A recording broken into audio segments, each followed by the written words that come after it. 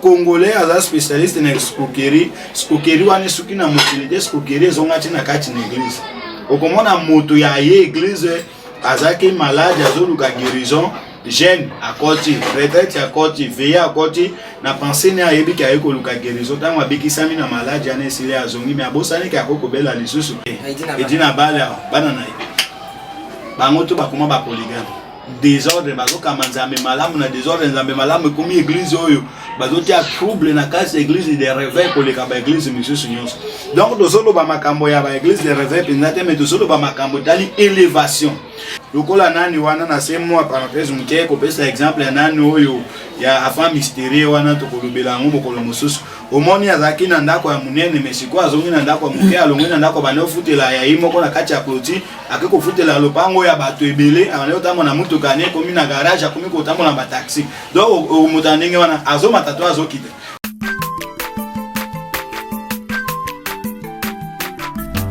azamwana motote akosangai abongwani pete po awangata nzambe ya le nazarien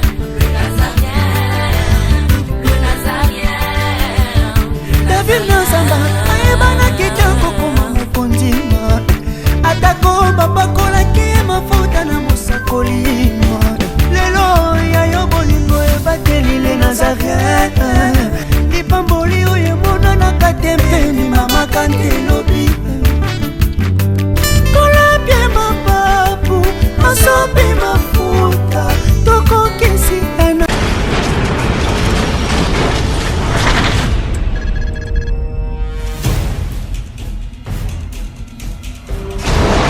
Pour vos annonces, vos prédications, vos clips, vos vidéos et autres, il y a qu'une seule adresse. N'hésitez pas à taper www.lesnazarins.com. En ces jours, nous sommes en pleine promotion. Extra matraquage. Olingi promotion ya produit na yo eba na monde entier. Olingi actualité, olingi visibilité. Contactez les Nazarins. 100% chrétienne, toujours vos amis.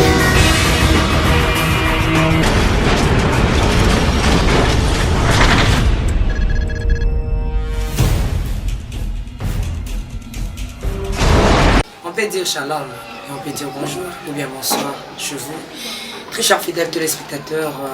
de la www.nazarientv.com. La princesse de l'éternel, les servants de Dieu, vous salue tous. Que notre Dieu vous bénisse. Et bien, nous sommes là, toujours là, sur place, pour servir notre Dieu, notre Père qui est aussi. Que ton nom soit sanctifié, comme dit la Bible. Que ton règne vienne sur les Nazaréens. Que ta volonté soit faite dans nos vies.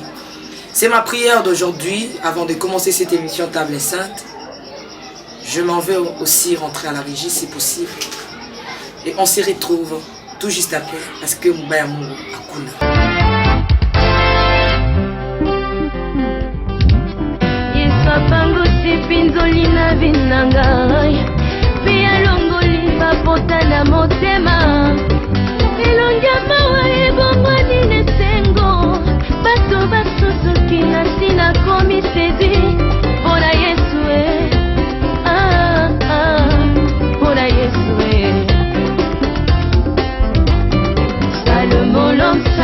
Avait déclaré ce qui est courbé ne peut se redresser. Tango yeswaye mokolo na sabata ye abongisi mokongo na ngai bato basutuki ngai na komi geri mpona Yesu mpona Yesu mpona Yesu. Ok, là nous sommes de retour sur lesnazarientv.com. Toujours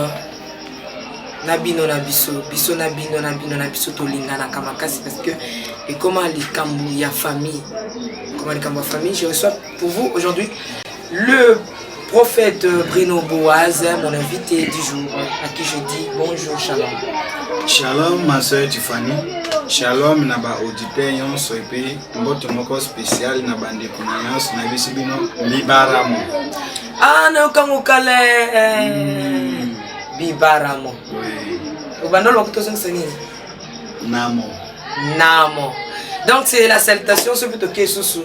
Jambo. Nyambe sayabo.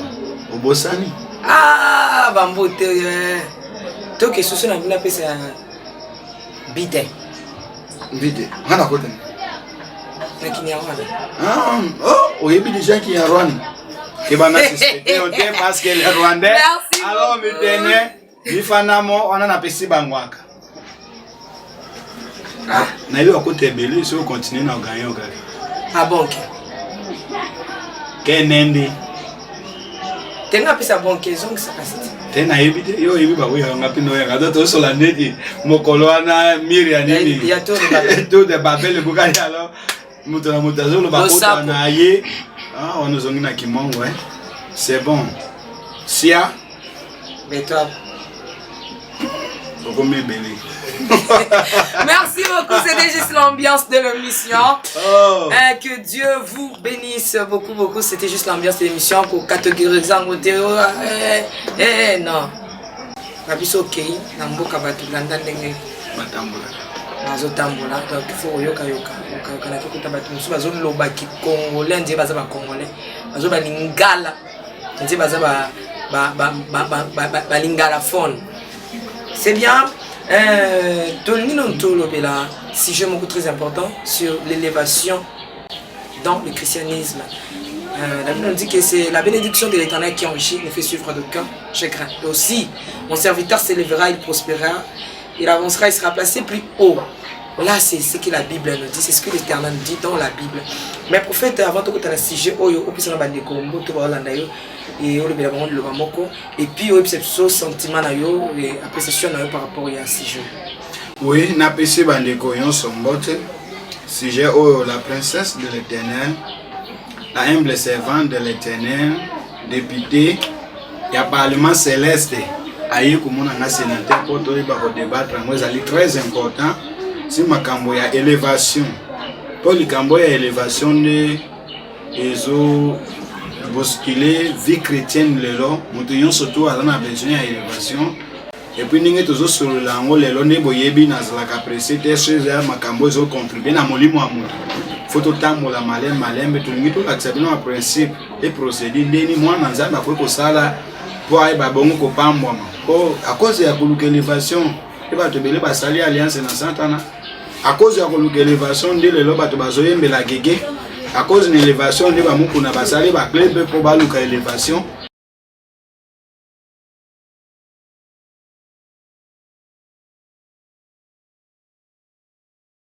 Vous allez élever, il y a un sujet. L'élévation d'ailleurs c'est quoi? Parce qu'il y a beaucoup de gens qui ont dit l'élévation est abouée. Moi, je suis mis papa, il y a un zombie qui est bien élevé. Je suis mis,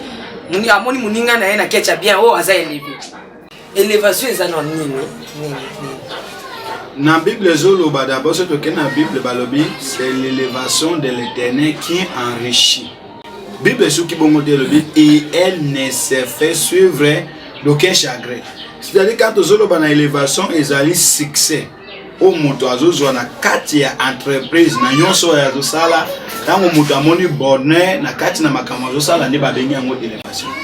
Merci beaucoup Olbi bisika nyonso azali na domaine oyo azali l'air azozo succès tango azomata tango avandi sami nde lobi eza élévation. Mais prophète Bruno lisolongo bandaka ndenge nini comment mutu akoki oyo azali abotami azalaki na ndako na bango akota na domaine? Comment est-ce qu'on va kokota na domaine moko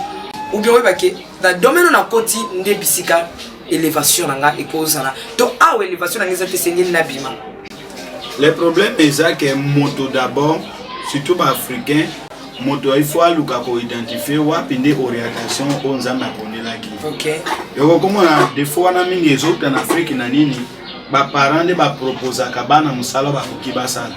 Otango mwana koli il faut tika ye alande la domaine oyo aza inspiré et puis ba mindele kutu bazaka na facilité ko identifier mwana tango mwana zokola. Okomona mwana zo dessiner moi ba mituka to konso ba be oyo azana donto ya mécanique. Mwana fandi donc tango mwana zokola déjà pe ba tikela ka mwana mingi mwana ba parents to na mwana yo sipelo sa option nini. moi nous apponi option et moko, c'est-à-dire affilié aux amis apponi là qui pour l'élévation. Mais ce que je voulais encore souligner un peu, on ne peut pas parler d'élévation sans travail.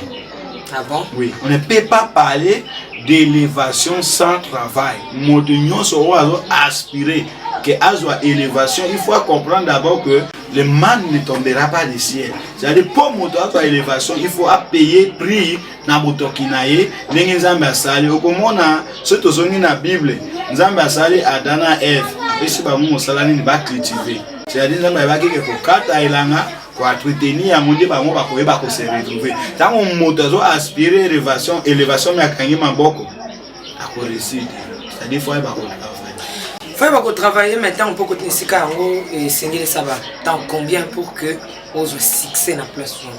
Bon, pour ce qui concerne l'élévation, ils ont une durée précise parce que l'élévation est un mystère caché en Zambie.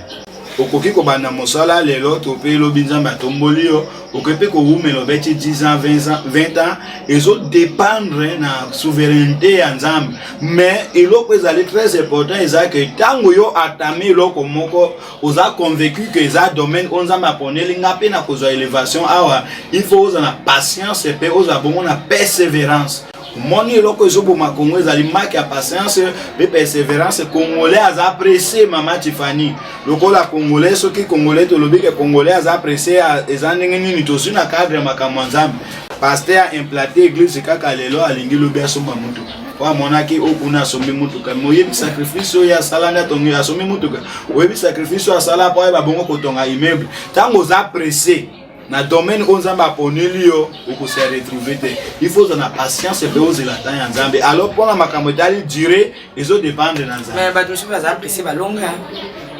majorité ya bato balonga na kati ya précipitation eza ba basala alliance na Satan parce que Nzambe tango alingaka kotombola moto il faut préparer moto yango moni élévation sans préparation et même makamoto chou na trouble. Voilà question na tuna ngwana pourquoi moto akoki ozala tombwami et qu'est-ce qui fait que moto akoyi directement à se retrouver qui azali sous na comboté parce que au moins les ana batu mususu ba yemba na mboka oyo ba kufa te bazali ti lelo batu ba yemba basala ba succès ba nzemba bongo te kama asala succès na domaine moko y ba kufa te baza vivant mais qu'est-ce qui fait que ba yoka na kalisusu te ba koya pe ba limo on dit ba kufa lelo ne ko sala ke mutu to sunga na batu lelo ne ko sala ke mutu oui, azoka na soute. Oh, tout ça mon abattu loko là même à la Bible ville la nature doivent s'enseigner. Donc même un musicien pour fan ya bamboka misusu. Ozo mon même à tiki mais combo na ye eza toujours. Tout ça mon loko par exemple, Boli Sanga Céline Dion. Tout ça mon loko là même à takuto Michael Jackson. Nani. Tout ça kaka kisi nante. Mais pour ba tumsu ba simba kisi na mboka na biso. Ba kufa ti baza vivant mais ba yoka na kalisusu te. Bon, bango pe wana baza yoto baza ya mboka na biso mais baza mboka ya bapaya. Eki azui succès ba kufa kombo les ali. Musu ba kufite mais aza mutalibanda bazo maintenir. Pourquoi ya ba congolais, ya ba africain, soit ba congolais to tchaka ba congolais et si la kambango loko na mopepe. Le problème c'est quoi moni mondele tant mondele a sali avion. A créé avion, a préparé que avec au potentiel et au décoller, a prévenir pe ndengini ba kusala po ba bongo okitisa. Africain azali tango azoluka élévation, azo prévenir te ndengini ya ko protéger élévation na tina suka. A ko prévenir te ndengini azoluka élévation na tina suka. Même moto soki akeko ozwakisi atuna ka condition, kisi ngana zozwa et couper ça na succès après combien d'années pour naza na succès tina suka na kosala nini alliance oya zo sala na ngangane ko sunga ya babongo congolais azali d'abord spécialiste na escroquerie. Congolais spécialiste en escroquerie na sama parenthèse mukeo komona tango a Mobutu. Ba congolais ba bana obindi la Mobutu mubali penza kangeli puta na loketo même ma mère biologique abini la Mobutu. Kangali puta na loketo mama na nga d'abord azana donwana ko bina kitoko loketo pete. Na bana komona na zaka mwana. Baba no bini na Mobutu te po balinga Mobutu mais bana bini na Mobutu po ba bongo ko zwambongo. Donc congolais aza spécialiste na escroquerie wana suki na motilité escroquerie zongati na kati na église. Okomona moto ya ye église azaki malade azoluka guérison jeune à côté retraite à côté veille à côté na pensée na yebi ka ekoluka guérison tango abikisami na malade ya nesile azongi mais abosani ka kokobela lisusu donc moto azo négliger liziba oyo epesi emai yango no komona ke même ba pasteur belé bazwa élévation na Yesu au moins pasteur bande église de sika retraite ya kota ka ba jeune azolala na mabele intercession azanga te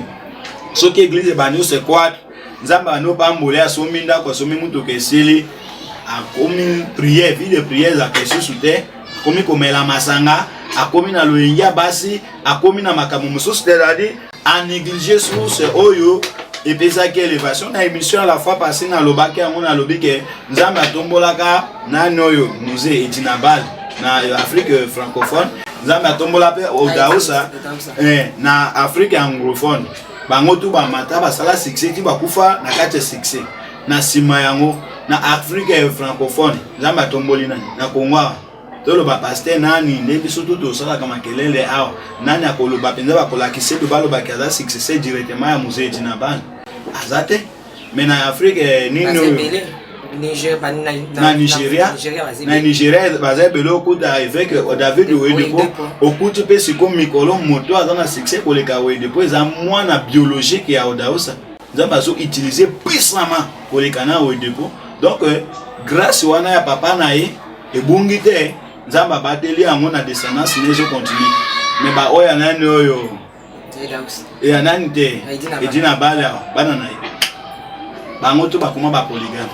désordre bazo kama nzambe malamu na désordre nzambe malamu komi église oyo bazo tia trouble na kasi église de réveil koleka ba église misusu nyonso donc tozolo ba makambo ya ba église de réveil pinate mais tozolo ba makambo tali élévation tango nzambe atombola ka mutu pote mutu wana batela succès ekoki abatela pe bonzambe abatela bonzambe tondimela ka nzambe te tozokangama na nzambe te po to escroquer ye tozwa mbongo après to pese mokongo te alors tango biso tozoluka élévation et pas na nzambe mais ce penser na biso ezalola tokobatela élévation wana tina liwana biso mais ce tozoluka élévation et pas na nzambe penser na biso ezali matériel tango tokosimba matériel tokopesa nzambe wana mokongo. Merci tozolo bango parce que to moni bana na nzambe to pe bato mingi baza élevé mais au moins bazo mi en élévation na te mutazaki na ba millions a compter ki ba $200,000 ba 100,000 mais le lozo za tel papa ya kulata azozanga tel lamba ya kutsonga voyez-vous un peu yango to ngino to sungama o mona mutabanda ki ko yekola métier moko boye na domaine moko bo azo yekola ngo makasi mais lokola yeba ki yango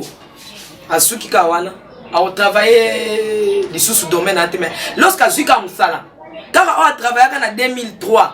on a pratiqué en 2017 on a vu que on y a qui mécanique mais mécanique il faut que nous restions qu'on apprendre les choses parce que le technologie est quoi avancer mais le quoi il y a en 2003 il y a moi même en 2003 au travail oh mon collègue Moussala pas mais on a travaillé la technologie il y a kala il y a un qui dit ça qui est en 2015 pour ça qui est proche na mais essayer évoluer est-ce que baba qui c'est lembon toba qui c'est lembon pour mon colonne ça la zone mona que technologie wana ezaka o ezala ki yakala donc ça la répétition au mona mutu abanjo kita boss na biso linganga te BCDG na biso linganga te mais qu'est-ce que vous avez ko bakisa ya sika c'est aussi exemple ya mondele même ba mindo mususu na domaine nyonso asala kazo continuer ko sa ba recherche même pas na biso ba sala ya nzambe na tanga Bible de Genèse et Apocalypse malebele mais na continue ka tanga Bible si on préparer séminaire na zokata na zo préparer mateya na zo koma na tanga Bible ndenge mikolo na te ya kana zo sa ba syllabus c'est-à-dire na tanga ka Bible na zo tanga liso parce que à tout moment na zo tanga connaissance zo bakisa na priya ka na zo prier liso parce que dans na zo prier na zo bakisa auction yo ningo za na chaîne ya les Nazaréens okomona soki ozo émission osala kana début na siko okomona changement pote oyo ba komata moto nyonso tout oyo quand tu as affilié mon quelconque azana besoin oui l'air to bandaka la zeba ko simba caméra té du jour au jour tozola mukana zolo kana iba la simbi caméra anaiba ko monter té mais du jour au jour nazo ko se forcer na koma ko iba ko monter ko simba simba du jour ozomi bakisa ma toujours oza ko se ressourcer pour ko zonga toujours na tana tikelo malba donc moni moto nyonso o azana amour ya eloko ya zosala akoluka bongo ko développer ko améliorer pote ekende liboso okuma même ba chaise ya divan to bano fandela na mindelo zo bimasiko moni changement ezali ba komi ko sala elle ba misoso basali ronde buinabo donc bazo développer makambo dans un domaine nyonso moto a sala pote a garder succès na il faut continuer ko sala recherche même basali ya nzambe o ba mati mutu mosusu to aza na église to ekomi déjà 3000 membres à Monique et na récit abengi yango récite mais okokuta bato ko ba David Wade po baza na église ya minene plus de 50 000 membres mais azo continuer ko prier azo continuer ko former ba serviteur azo continuer ko implanter c'est-à-dire azo na besoin amata donc moto nyonso oyo azui élévation de la part de l'Éternel porte équité il faut ba bongo komanda lokola nani wana na semo parenthèse mke ko pesa exemple ya nani oyo ya afin mystérieux wana to kolobela ngo mokolo mosusu omoni azaki na ndako ya munene mesiko azongi na ndako ya muke alongi na ndako bana ofutela ya imoko na kati ya clôture akeko futela lopango ya bato ebele abana otambo na mutuka ne komi na garage akomi ko tambo na ba taxi donc omutandenge wana azomata to azokita c'est-à-dire nzambe atomboli to nzambe atombola ki mais ayebi ko battre l'élévation te nzambe abani ko kitisa oh la Bible nous dit que élévation et nzambe e mati sorti faut comme na sommet mais tango moto alobi atomwami na nzambe tout le monde a c'est-à-dire à négliger alliance et tombolaki ils n'aient pas d'ensemble ils n'aient pas d'enganga c'est la même chose moto ya tout le monde na satana a pour respecter principe et à tout moment qui n'est pas maraboana zo pese orientation sikoyo salabu kendebu balobi pese sacrifice ya balobi banaka kolia banye adal balobi banaka kosala bekolala na cimetière tango azoto somoni azosa succès c'est pas kati na ngango wana komona pe akiti même chose na nzambe biso ndenge tozawana tozo servir nzambe tozo pesa ba message bato bazomona accomplissement mais tozo kata relation na nzambe te ke nzambe atomboli déjà tozo continuer na ba jeûne na ba prière kotanga liloba na nzambe tozo sa pe ba recherche même ndenge ngana sala kama solo ya mboka mnazanga ka ba élémentaire pourquoi parce que à tout moment lokola na continue na domaine na lobela ka Congo na luka ka information ozo les gars information du jour nazo se cultiver porte na ebita mon matana plateau na koloba bo na donc dans chaque domaine il faut ça recherche ko yeba bongo pour avancer. Merci lelo toza na likamka ya élévation mosakoli tozo mona bato ebele azo kanisa ke moninga na ye muto kopesa ye élévation succès azala domaine wana bazo travailler na domaine mazo kanisa ke fonde ba pesa ye est-ce que élévation ba pesa kango mutu to yo moko kobotisa élévation osala ke élévation ganga kati na yo par rapport ya mais o ko pousser par rapport ya net na kinde ko nanga Eliezer na pesi mbote so kinzamba sungi to ko zala na ipe alobi net na Congo po ba pesa au place fo ba mono bomi mingi otangisi makila babangi to bomaka mingi to lobaka mingi o manke mutu abiki aloko na po ba pesa au place il faut o loba mingi donc abotisi ko loba mingi po zo place. Est-ce que ce que tu tournes tout le monde a mingi mutu kaka lingi kaka mutu apesi est-ce que c'est pas pesa to élévation mutu opesa yo to yo sala ke loko za katino na sala loko yo nanu ba sala côté mutu e gangi sa élévation nanga très important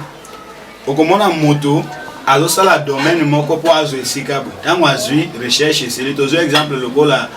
oyo nani député au paresho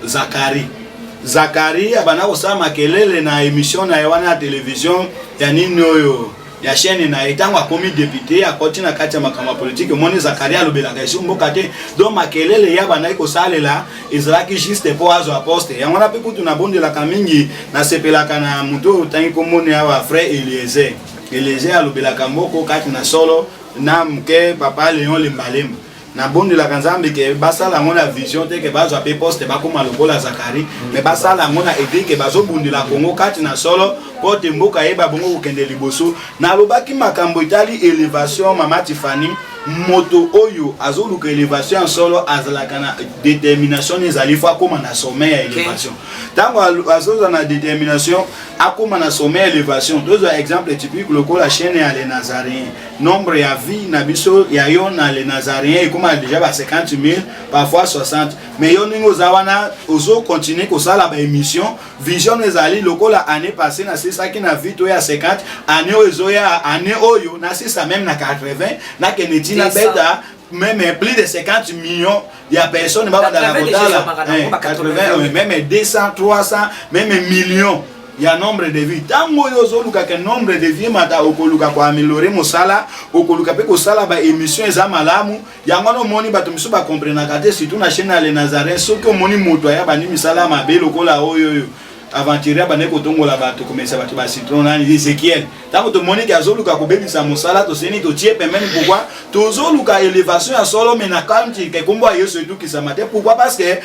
fondation to fondement ya les Nazaréens et fandeli yesu c'est-à-dire moto yazo ya ko bebisa botie pembeni wazo bongisa botiki ye ake ndenge moko tango nazo luka élévation à Congo ba obaza mabeto zo dénoncer za porte déclassé bango ba oya malamu ba continuer même Mama Tiffany na ndenge ozalaka na chaîne ya les Nazaréens bato muso ba comprendre ka teke moto boya yaki ozomone le société c'est-à-dire yo oza visionnaire loko ozana besoin que élévation à les Nazaréens et que de liboso maison ngasimate tango moni moto azoluka bebisa il faut longolai moto nyonso azana responsable onza ma PC charge quelconque azokamba bato asepela katambola na bato ba contribuer na vision ne po ba bon ya parce que na tuna ki mosako est-ce que eza mutu akopesa muninga na succès to mutu ana fosa makasi asa le loko ekopesa succès moto na moto ndenge mobutu aloba moto na moto abongisa c'est-à-dire moto nyonso na poste batie. Merci beaucoup tozoko bakara na makambu ya élévation to moni mutu mututu ayena abafuta ke le mususu $10 mususu bafuta ka $1000 Monzo moi que mutu afuta $10 à s'organiser parce que azana vision nazala élevé nana vision lobina comme pananga nana vision lobina somba mutuka nana vision lobina sala maison nana vision boy kana $10 ne wana zwaka atali ya $1000 te abandi ko s'organiser parce que azana même mutu azoka $1000 mon basutu après 5 ans oh wana sombi lo pan mais wa zoro noza $1000 a sombi ya moté pourquoi eloko eza dû ya nini eloko salaka bongo élévation sans sagesse ni intelligence et même la motosexité za bato belé na mboko ba occuper ba poste clé ba ministre mais les hommes se retrouver dans la location pe ba kofa ba maléré c'est-à-dire tant nzamba zo tombola moto zo pambola moto il faut yo comprendre les gambo yo to ça kaba na nzambe l'église que il kobosa na vision ya Joseph te oyo pharaon aibaki ko expliquer na pharaon vision pharaon Joseph a expliqué qui c'est-à-dire il y a un temps de bonheur il y a aussi un temps de souffrance moto tango zo kanga mo mbongo il faut prévenir vieillesse na nge ko zala ndenge ni lobe ko zala ndenge ni peut-être makamona zo produit ngale lo lobe ko zala les sociétés siko soke zatenga na kobika ndenge nini c'est ça la sagesse. Merci Tokomo Kitana Souka émission studio est vraiment très important inspiré trop nous devons vraiment réaliser ça comment koko vivre mutemani yokoza na vis-à-vis ya muntu oyo parfois ozala kina yo mona ki abandi kozala élevé donc musakoli ndenge tozoloba wana comment okoko vivre et pas ya muntu mona kike wazala kapoto ma muntu parce que tozala neka ndenge ya muntu mbama comment qu'on vivre pas ya muto oyo koki ko akei sagesse to koki ko vivre na muto mona ki bobanda kina mozo mona yaza ko élever o vivre na haine na jalousie to na tricherie o tricher mayele wana yo pe adopter nzambe pa tombolo to po osama kasi to zale le problème est que tant on a zo aspirer na domaine moko na Monique Mama Tiffany alekaki nzela wana soki nazo aspirer un jour na koma le kwa Mama Tiffany ou encore plus que Mama Tiffany et kokite na inae na zape na haine pas de mena approcher na c'est vérité que maman o les gandingi nini est-ce que koko pesa nga ba conseil pour na zo sala même domaine au point que na ba ko avancer mais au coup ya bato beli na Congo actuellement ce que muninga aza élevé ou les gars approcher pour avoir sagesse au contraire azo combattre né on anzela haine ko bénéficier de pour motonyo soit les qui nanzela moko ndia s'en sortir aza na expérience anzela wana tango yo ko approcher na amour akoformer au peu okoma na dimension wana mais ceux qui ont approché étaient au contraire aux jalousies beaucoup mi koloba makamwa mabe na Congo n'est pas Congo siko et comment problème ya nini ko bebisa Congo moto azala boy asala kabweza o moto nyonso o nzambe atomboli azogarder alliance na nzambe tango yo ozo combattre et au contraire ozo matisa ye yo kokoma na dimension na été mais ceux qui oye ba na yo ko profiter na se alliance na ye puis au sali succès bon comment neti ko benda moto azana élévation au poisa pourquoi ça moto à l'élévation là facile pourquoi parce que babi eloko nzamba simbi moto boto la c'est-à-dire moto nzamba tomboli quand nzamba ndia kitisa to lobela pe bato pe baza élevé bazo boma biso pe hein vous élevé mozo sale la peine élévation na kimtema mabi wana nde mtima mabende babenga ngweza ennemi ya élévation ukomi ko ni ata bato ukomi élevé bato banolia na bango ni so lia na bango donc ukomi élevé ukomi mola bato ni surtout pamba élévation à moto tolobaka élévation à moto ezalaka lokola régime ya mbila so bakati régime ya mbila place ya kwe alokota bakasa tu ezawana ekomi ya etango ya tombo efato mwana c'est-à-dire moto atomwa mi asolo na pare ya nzambe alingaka pe bato bazana ye batombwama bato bazana bato mamango moni mutu mosusu abane musala azofuta bato atravena bango to $100 tango élévation mati moni pe amatisi salaire c'est-à-dire aza mutema malamu mais ezana bato misusu aza élevé lokwa ba commerçant misusu na yebi surtout n'Équateur azana mbongo ebele soki ba commerçant muke boye ko livrer marchandise azui yango abandi kopesa mbongo à compte goutte donc osana eza cassé yo commerce neko ya yemo kwatika wana ba élévation abonné to dutaka teza ya nzambe teza ya Satan donc on ba église okuta pasteur azo rouler ba voiture ebele 5-6 mais ba collaborer ata mutuka moko bazana ngode to le bakwana za élévation nzambe l'élévation nzambe baliaka yango pena bato ne même pakano balobi boliaka na bato pourquoi parce que cercueil eza kilo tango okufa bato nde momemolia na bato tango za la vie et puis eza malade donc vraiment élévation utile pa nzambe bato mwa makana baninga mais eza te tango yo tombolo luka ko enterrer bato tango zo enterrer beto yebi ke za ya Satan parce que élévation Satan ezaka ya peine moto akei doit Satan a sacrifier maman na sacrifier papa na a sacrifier maman na sacrifier papa na ye oui ba jeûne et prière et que ça ina oya Satan a sacrifier papa na sacrifier maman tango otanga mbongo otanga zo réaliser makila papa na mbongo eza makila papa na ngana sakana na ngote mais oya nzambe ozo réaliser que na souffrance angela jeûne et prière tango na moni pe ndiko nanga ayekati na Yesu ado jeûner ado prière banga nzambe minano apambo amite no sungi pona ebiki azana promesse un jour pour comment mais mon sakotikana tous les arbres tout soit boya na bango ba conduire na élévation au moins bien pozo la kisaye sala boy on a dit à kotika la libéra aux élévations parce que toute élévation il faut nzambe atia moto moko devant nzambe a béni Samuel mais il a fallu nzambe orienter permettre à Eli pour Eli a fait comprendre que ce que yoki mumu nzambe répondre boyini nzambe a orienter c'est-à-dire nzambe atiaka moto moko na devant moninga pour la tsenze là mais nzambe soit atio devant ya moto na biso azando to mike ko leka munene ya zele mais yo zele vete mais yo leki na maele oleke na nyonso na beauté na maele na kitoko na nyonso mais yaza mukie mais nzamba élevé ye parce que azo mema la kisayo yo zotala ye na physique ozotala tie eloko oyo ekoki omema na yo pe na élévation nzamba akolo kotia mwasi liboso na ngana za pli age ke ye azami mezoto bukenga munene costaud mais soki nzamba atie liboso na ngana domaine na osala na yebi ke aza na expérience kolanda koleka ngai na komikitisa toujours pote bokamanga parce que babi toute élévation vient de Dieu. Ben prophète osala ba danger na kati ya élévation mutu sengela vivre ndenge ni na kati na élévation soka koti parce que danger pour maka trop. Yesu a prévenu les gamana bi je vous envoie comme des brebis parmi des loups mais faut être simple et prudent. C'est-à-dire na kati élévation il faut la prudent yangana moto aza élevé monita nzamba tomboli nani oyo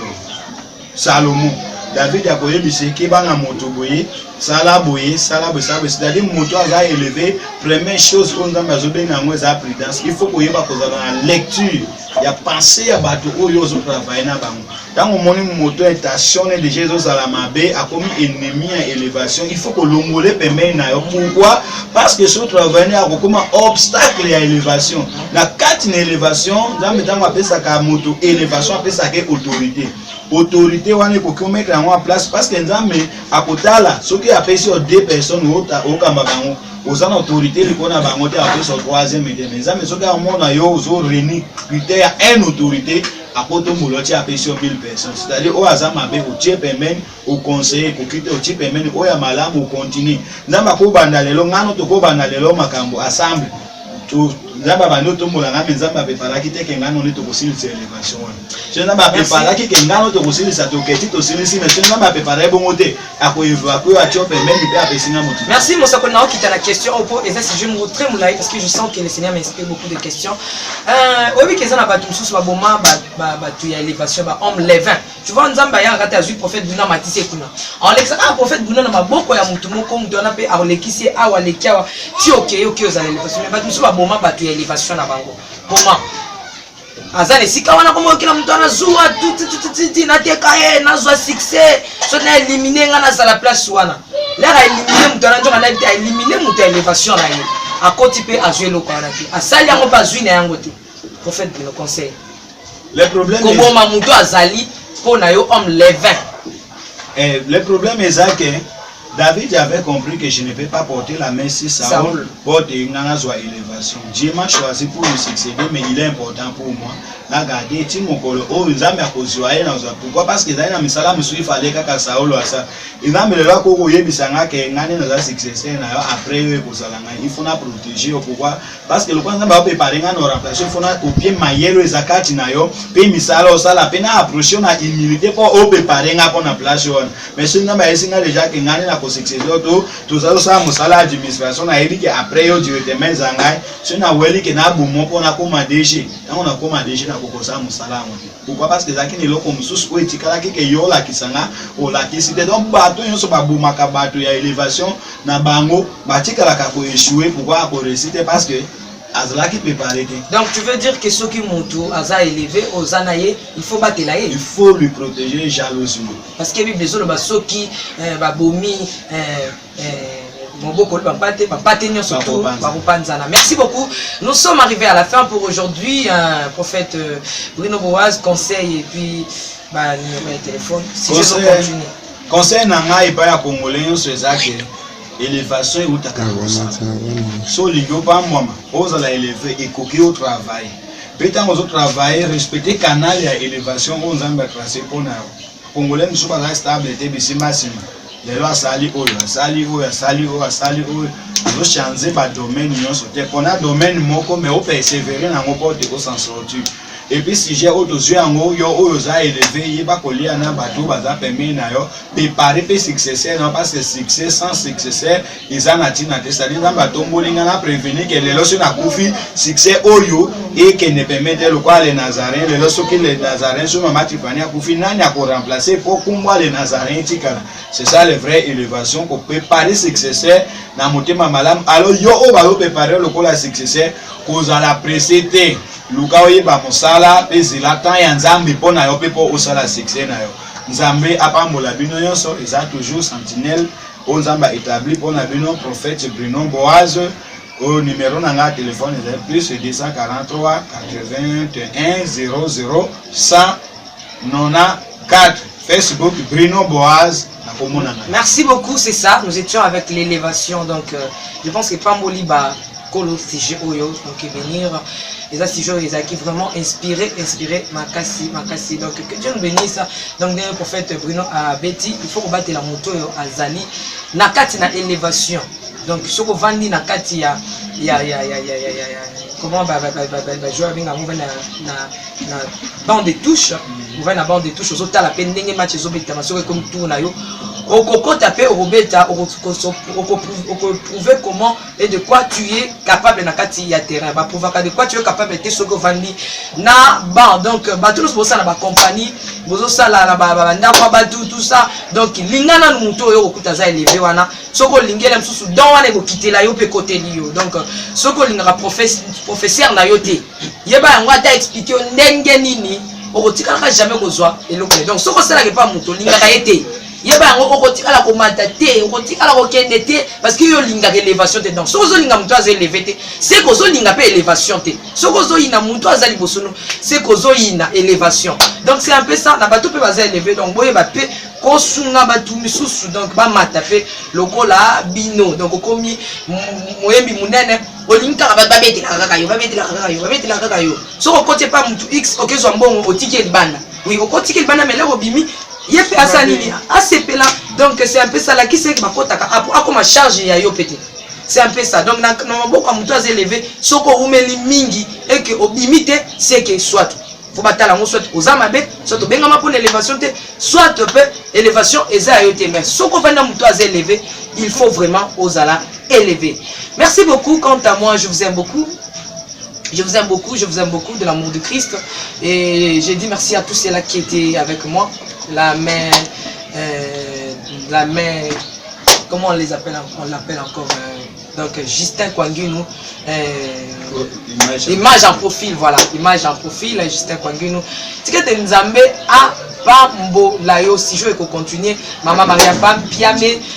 Juriste na biso ya Nazaraya Maître Blo. Pourquoi pas Pasteur Richard na Serma. Merci.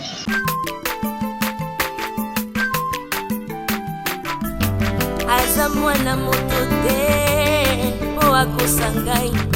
abongwani pete po awangana nzambe alona